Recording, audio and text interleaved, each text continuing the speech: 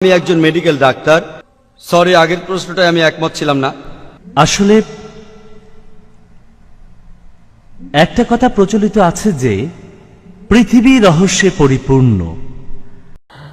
এক বোন শ্রী শ্রী রবিশঙ্করের কাছে একটা প্রশ্ন করলেন, কিন্তু শ্রী শ্রী রবিশঙ্কর সেই প্রশ্নের উত্তর দিতে পারলেন না। ডক্টর জাকির নায়েক সেই প্রশ্নের উত্তর দিলেন খুব সুন্দর করে। চলুন আমরা ভিডিওটা দেখি। আমার প্রশ্ন শ্রী শ্রী রবিশঙ্করজির কাছে।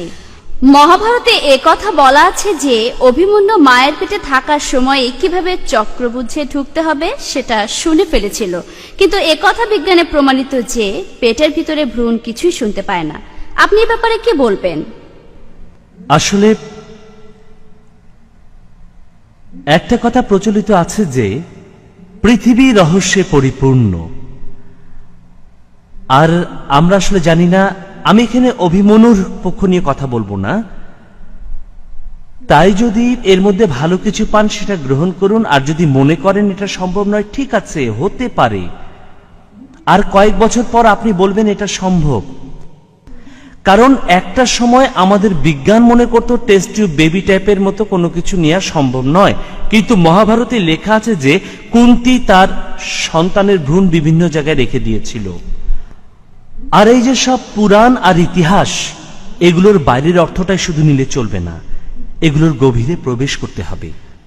এগুলোকে আপনার নিতে হবে একটু অন্যভাবে, কারণ এটা কোনো ঐতিহাসিক দলিল নয়, এগুলো সেভাবে লেখা হয়নি। এগুলোকে আপনার দেখতে হবে একটু অন্যভাবে। আসলে মহাভারত আর বিভিন্ন পুরাণে অনেক বৈজ্ঞানিক বিষয় আছে যেগুলো নিয়ে গবেষণা করা দরকার। এখন পর্যন্ত আমরা এসব গ্রন্থ নিয়ে তেমন কোনো গবেষণা করিনি, এখন আমাদের সেটা করা উচিত। আমি শুধু এইটুকুই বলতে পারি। ধন্যবাদ সবাই। পরের প্রশ্ন মহিলাদের মধ্য থেকে ডক্টর জাকিরের কাছে। আমার নাম আমিনা, আমি পড়াশোনা করি। আমি যে প্রশ্নটা করতে চাই তা হলো যে হিন্দু ধর্মগ্রন্থগুলোতে অবতার বলতে কি বোঝানো হয়, আর কালকে অবতার কে? বোন, আমি এই প্রশ্নটার উত্তর দেওয়ার আগে এটা বলতে চাই যে আমি একজন মেডিকেল ডাক্তার, তাই আপনাদের জানিয়ে রাখি, মায়ের পেটে ভ্রূণ শব্দ শুনতে পারে। গর্ভধারণের ৫ম মাস থেকে কানে শুনতে পায়। কোরআনে আছে, সূরা ইনসানের ২ নম্বর আয়াতে উল্লেখ আছে যে আল্লাহ মানুষকে দিয়েছেন শ্রবণ শক্তি ও দৃষ্টি। প্রথমে শ্রবণ শক্তি, পরে দৃষ্টি। গর্ভধারণের ৫ম মাস পরে কান খুলে যায় এবং তখন থেকে ভ্রূণ শুনতে পায়। তাই এটা নিয়ে অনেক গবেষণা করা হয়েছে।